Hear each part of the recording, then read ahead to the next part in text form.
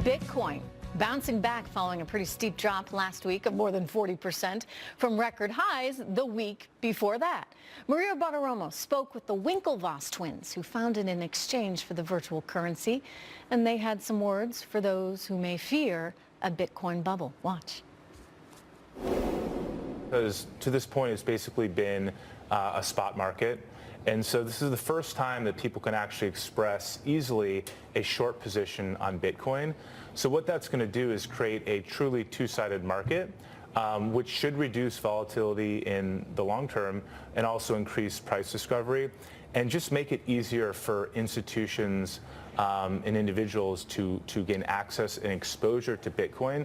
With this contract, because it's cash settled, you can buy it with cash and you settle out in cash. So you don't have to actually touch the underlying or deal with Bitcoin, but you can get the investment exposure to it. So it's just another financial product, an easier way to get access. It certainly gives you more liquidity, that's for sure. And Tyler, you both made the point when you were on the morning show. Now people could put their money where their mouths are, right? Because you've got people like Jamie Dimon calling Bitcoin a fraud. So if you think it's a fraud, go short it. Absolutely, yeah. We've been working really hard to give Jamie Dimon an opportunity to short Bitcoin.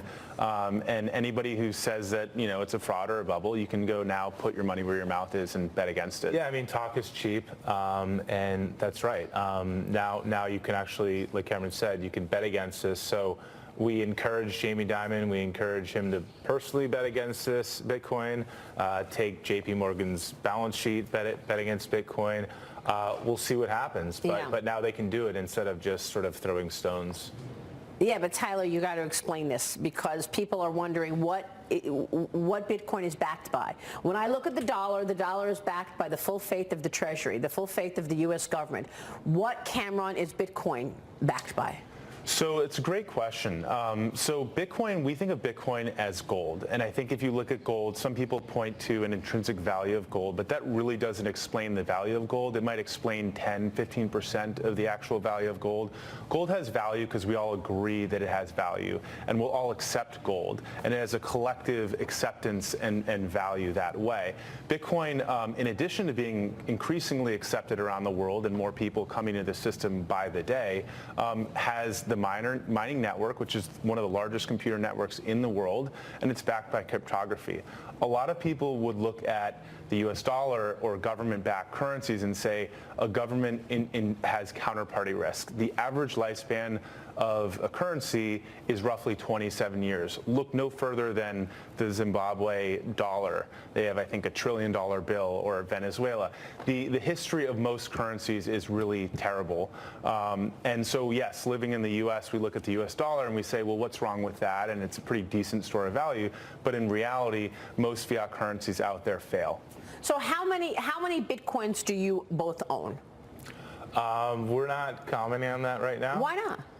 Because we're here to talk about the Bitcoin futures contract. We may discuss that later at some point. Look, Bitcoin this past weekend opens with a $1,000 spike, 1,000 contracts trading hands in the first hour. An exchange halt happened because of the volatility and the website crashed, all in less than 24 hours. We know that the currency has risen more than 1,500% this year, actually 2,000% this year. So let me ask you, maybe Bitcoin is real, but is it a bubble?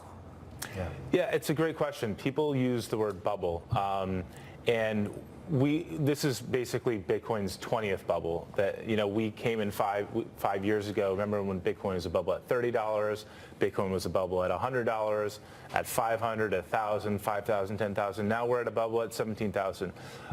You know, gold's been a bubble for thousands of years. But the bubble framework is really not correct to put against Bitcoin.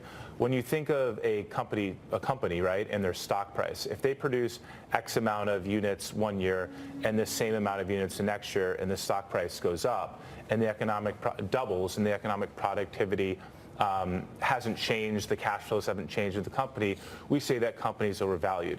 But Bitcoin is not a company. It is a network. And the value of networks is Metcalfe's law. It's n squared. So the amount of users on a network is n. And so if I'm the only person in the world who has a phone, then it's not very valuable. I can't call you.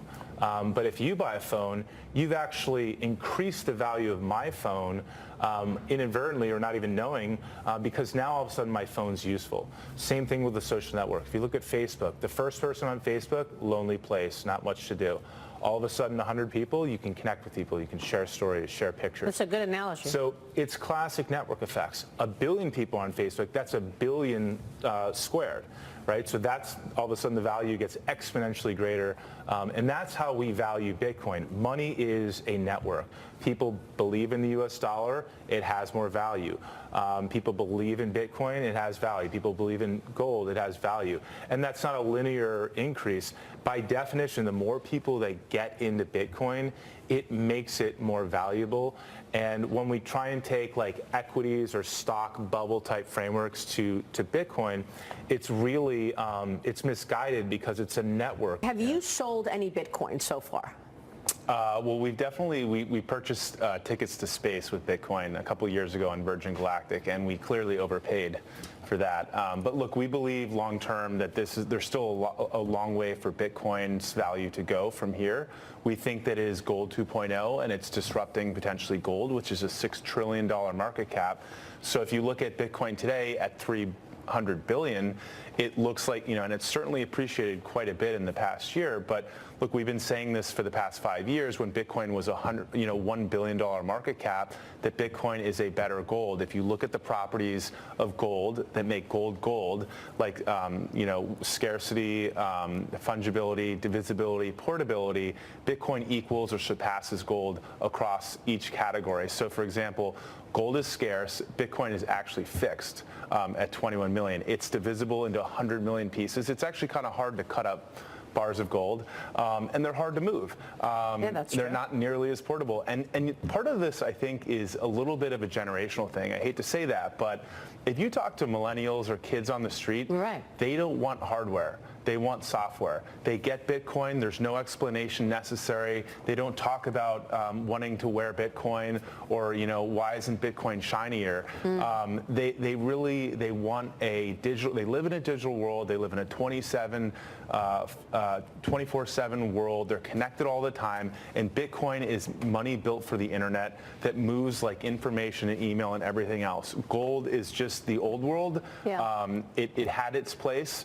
It's had a great 3,000-year run, and Bitcoin, has only been here for 10 years, but it's really, cutting in quite a bit.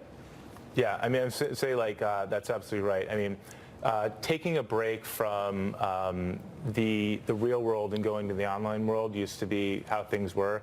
Now people take a break from the online world and step into the real world for like, be right back for like 10 minutes, but they're really living most of their lives in a digital world. Are you surprised at this incredible success? I mean, I know that you were early believers, but wow, you were right.